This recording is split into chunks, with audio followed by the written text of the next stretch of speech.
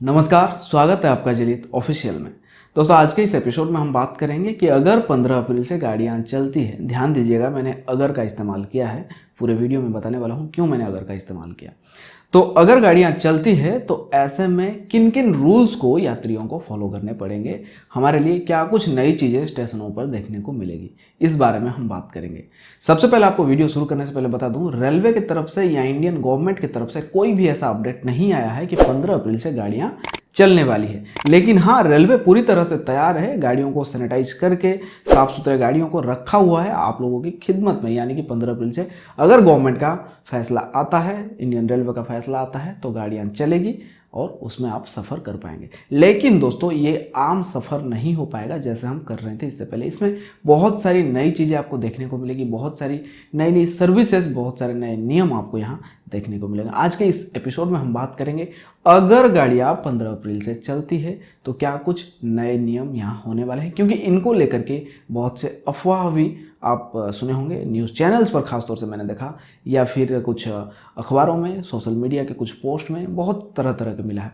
तो इसलिए मैं आपको पहले भी बताना नहीं चाह रहा था, मैंने कम्युनिटी टैब पर पोस्ट किया था कि ज़रा धैर्य रखें, जो भी कुछ ऑफिशियल अपडेट आता है वो मैं आपको बताऊंगा। लेकिन अब आप लोग इतने बेचैन हो तो थोड़ा बहुत आपको बता देता हूँ, और बताने के पीछे एक मकसद भी है मेरा, वो ये है कि देखिए, जैसे कि जो नए नए रूल्स आते हैं, जैसे कि कोई आपको, मैंने कहीं पढ़ा कि 12 घंटे पहले आपको रेलवे स्टेशन जाना पड़ेगा, जबकि ये गलत है। अब चलिए मान लेते हैं कि 12 घंटे पहले आपको जाना भी पड़ता है और आपको सडनली पता चलता है कि 12 घंटे पहले मुझे जाना है, तो ऐसे में आप सदमे में आ जाओगे। इसलिए जो भी रूल्स है वो मैं आपको एक एक करके पहले से बता दूं, ताकि अगर ऐसा होता है, यानी कि गाड़ियां चलती है 15 अप्रैल से, तो भी आपको ज़्यादा कुछ टेंशन नहीं होगी। लेकिन दोस्तों, उससे पहले आपको बताना चाहूँगा, इसी तरह की और जानकारियों से खुद को अपडेट रखने के लिए चैनल को सब्सक्राइब करके बेल बटन को जरूर दबाएं। दोस्तों, यहाँ मेरे पास एक लिस्ट है, मैंने पूरी लिस्ट बनाई हुई है। ये जो पूरा लिस्ट है ये रेलवे का अपडेट नहीं है, फिर से मैं आपको बता रहा हूँ, ये कुछ एक्सपीरियंस्ड पर्सन और कुछ अंदर से निकली हुई खबरों को लेकर मैं आपको बता रहा हूँ। उम्मीद है ऐसा ही हो।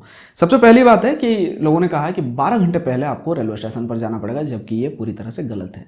4 घंटे पहले आपको जाना पड़ सकता है। यानी कि जैसे कि हम फ्लाइट में ट्रैवल करते हैं, उससे पहले किस तरह से एयरपोर्ट में हमें जाना पड़ता है 2 घंटे पहले, 3 घंटे पहले, वैसे ही यहाँ कुछ मामला है। यानी कि 4 घंटे पहले आपको पहुंच जाना होगा रेलवे स्टेशन पर। जाने के बाद कंफर्म वाले पैसेंजर्स जो है सिर्फ वही जाए, उनको ही सफ़र करने को मिलेगा। आरएसी या वेटिंग लिस्ट वालों को यहाँ सफ़र करने को नहीं दिया जाएगा। हो सकता है उनके लिए कुछ और सुविधा होगी, जैसे भी जो भी कुछ होता है वो मैं आपको बताता रहूँगा टाइम टू टाइम। हाँ, रिफंड की बात रही, अगर आरएसी या वेट लिस्ट है तो इनको पूरा रिफंड यहाँ पे कर दिया जाएगा।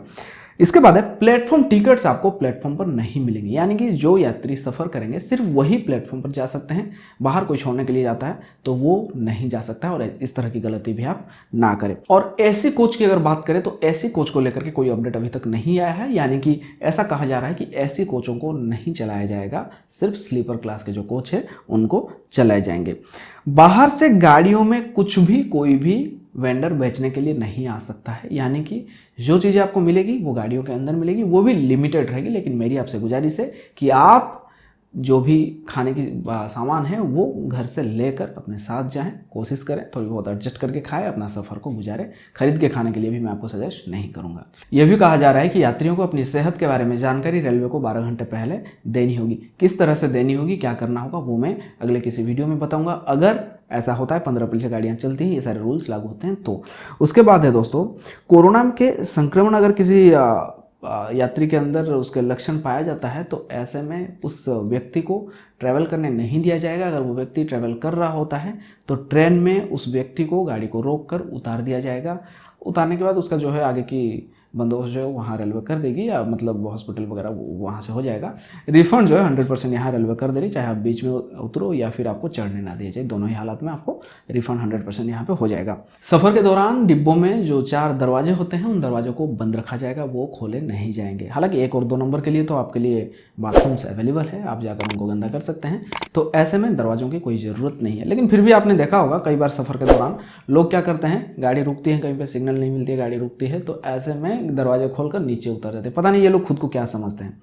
तो इन कंडीशंस में क्या होगा, गाड़ी के दरवाजे ही नहीं खोले जाएंगे। दूसरी जो सबसे बड़ी बात है दोस्तों, गाड़ी को रोका ही नहीं जाएगा एक स्टेशन से दूसरे स्टेशन के बीच में, अगर जरूरी ना हो। स्टेशन पर भी तभी रोका जाएगा जब कोई यात्री उस स्टेशन से चढ़ने वाला होगा तो, वरना गाड़ी को रोका ही नहीं जाएगा। और एक जरूरी बात मैं यहाँ पे आपको बताना चाहूँगा, एक केबिन में सिर्फ 2 लोग ही सफर कर पाएंगे, ऐसा इन्फॉर्मेशन आ रहा है। यानी कि एक केबिन में 6 लोगों के साथ साइड अपर साइड लोअर को लेकर के 8 लोग सफर करते हैं। तो ऐसे में दोस्तों यहाँ सिर्फ 2 लोगों को ट्रेवल करने को दिया जाएगा, ऐसा कुछ इन्फॉर्मेशन है। मैं आपको बताना चाहूँगा, इस बात से आप अंदाज़ा लगा सकते हैं कि इस वक्त हालात क्या है। जहाँ 8 लोग सफ़र कर रहे थे वहाँ सिर्फ 2 लोगों को सफ़र करने के लिए दिया जा रहा है, यानी कि रेलवे का कितना ज़्यादा नुकसान हो रहा है। ऐसे में मेरी आपसे गुजारिश है, अगर बहुत ज़्यादा ज़रूरी ना हो तो प्लीज़ सफ़र ना करें। स्टेशन पर आने से पहले आपको स्टेशन के बाहर ही सैनिटाइजर से हाथों को साफ करना पड़ेगा, मिल जाएगा सैनिटाइजर। उसके बाद मास्क और ग्लोव्स आपको खरीदने पड़ेंगे, वहाँ रेलवे की तरफ से बेचा जा रहा होगा, आपको वो खरीदने होंगे। दाम जो है, जो नॉर्मल रेट है वही रेट में आपको मिलेगा।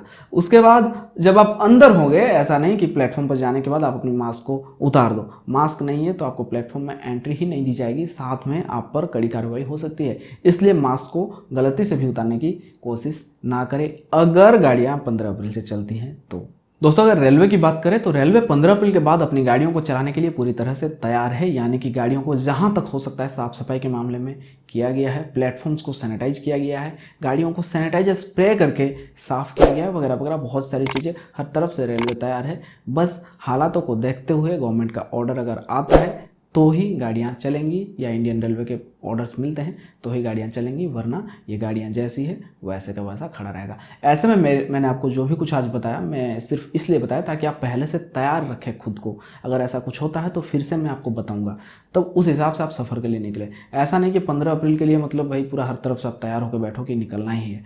हो सकता है लॉकडाउन अगर बढ़ती है तो यहाँ पे कुछ टर्म एंड गाड़ियाँ चलेंगी भी, तो भी बहुत सारे टर्म एंड कंडीशंस के साथ कुछ लिमिटेड गाड़ियों को ही चलाया जाएगा। सारी गाड़ियाँ जिस तरह चल रही थी वैसा नहीं चलेगा। क्यों नहीं चलेगा मुझे आपको बताने की ज़रूरत नहीं है, आप समझदार है, आप समझ सकते हैं हालातों को देखते हुए। दोस्तों मैं आपको पिछले हर एक वीडियो में ये मतलब पिछले कुछ दिनों से कहता रहा हूँ कि आप इस वक्त कहाँ हो, किन हालातों में हो, कहाँ जाना चाहते हो, आप प्लीज़ कमेंट करके बताएं। मैं आपसे इसलिए कहता हूं ताकि लोगों की नज़र इस पर जाए, रेलवे की नज़र जाए इस पर, और आपको इससे कुछ फ़ायदा हो सके। तो इस वीडियो में भी मेरी आपसे यही गुजारिश है कि आप कमेंट करके बताएं अपनी हालातों के बारे में, कहाँ जाना चाहते हैं, किस हालात में आप इस वक्त हैं। अगर आपको ये वीडियो अच्छा लगा तो वीडियो को लाइक करें। अगर आप इस जानकारी को दूसरों तक पहुँचाना चाहते हैं वीडियो को शेयर करें। इस वीडियो में इतना ही, फिर मिलते हैं एक और नई जानकारी के साथ। तब तक के लिए टेक केयर, बाय बाय।